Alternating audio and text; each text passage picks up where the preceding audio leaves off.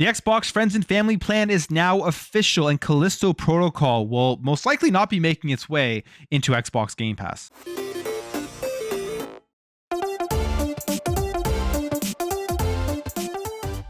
All right, guys, before we get into this, I have 4 months to hit my goal of 10,000 subscribers. I see a lot of you are new to this channel. If you are, please consider hitting that subscribe button if you enjoy this video. So the Xbox Game Pass Friends and Family plan. This is something that has been rumored and leaked for a while now, and it was being tested in Ireland and Colombia, and now it has officially launched in those two regions. And with that launch, we are getting a look at what the price is going to be for the Xbox Game Pass Friends and Family tier.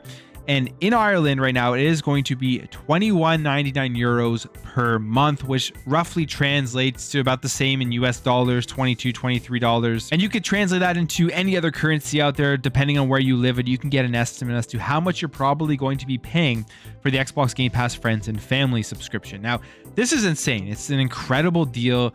The amount of value that's involved with this, because you're gonna get 5 accounts all within the same country that are going to be able to have access to this subscription. And we know what we get with Xbox Game Pass, all of the first-party titles, all of the great third-party titles and indie titles that come onto the service, the Bethesda games, and on top of that, soon, all of the Activision Blizzard games that are coming over. Phil Spencer recently confirming, not that it was a surprise, but like all of the big games coming into Xbox Game Pass. The biggest one of all for a lot of people is going to be Call of Duty.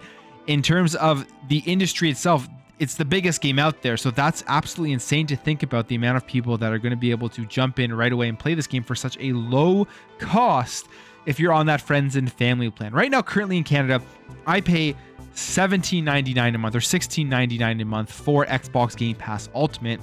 And once this releases in Canada, it'll probably be $29.99 a month for Friends and Family, maybe $27.99, something along those lines.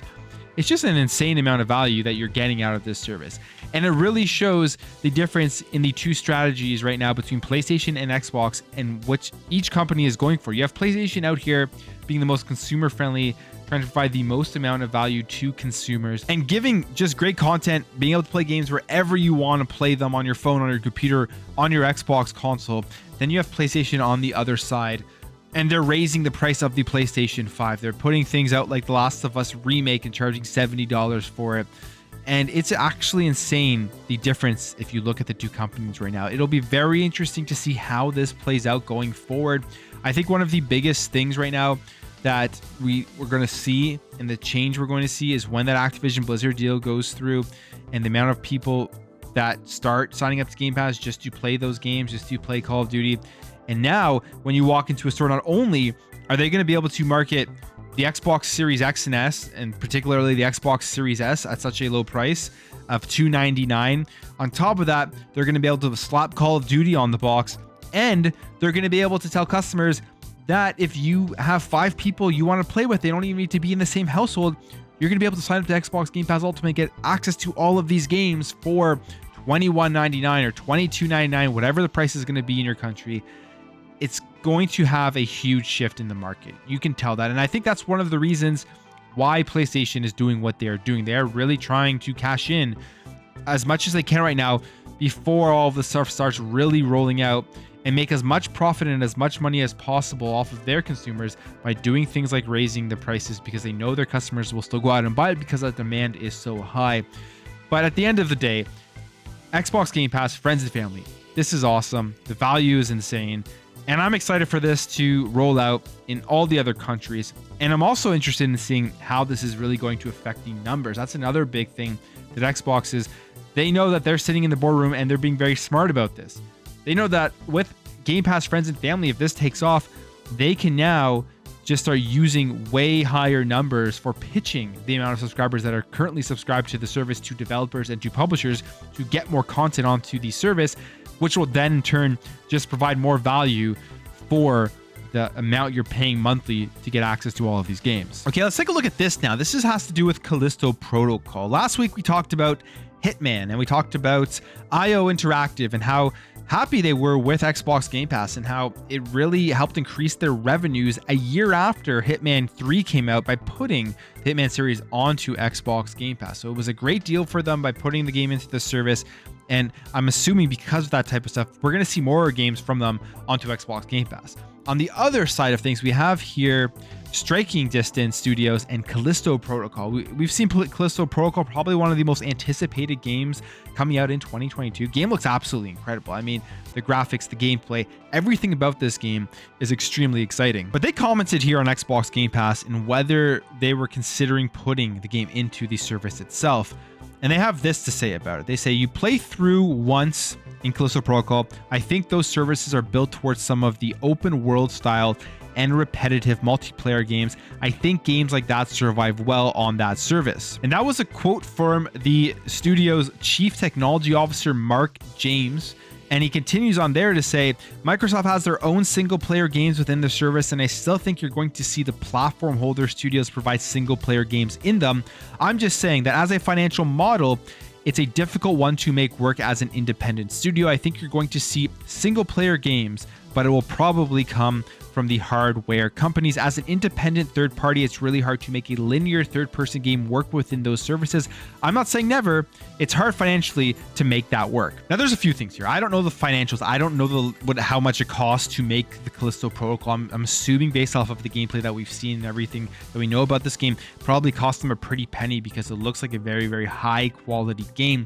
It is an indie studio, but it looks like a AAA game essentially from what we've seen. So with that being said, I think for the Callisto Protocol and for Striking Distance Studios, they're just deciding to take that risk of not putting into the service because they know essentially based off of the hype around the game, based off of the feedback they've gotten from gameplay trailers, that this game right away, day one, is going to sell like crazy, fly off the shelf at full price. And the risk of them not making back their marketing costs and their development costs are probably relatively low. Now, when he talks about the fact that he doesn't see it as a service for single player games, I disagree with that completely, as we've seen multiple single player games come into Xbox Game Pass. We've seen multiple indie games come into Xbox Game Pass do very well.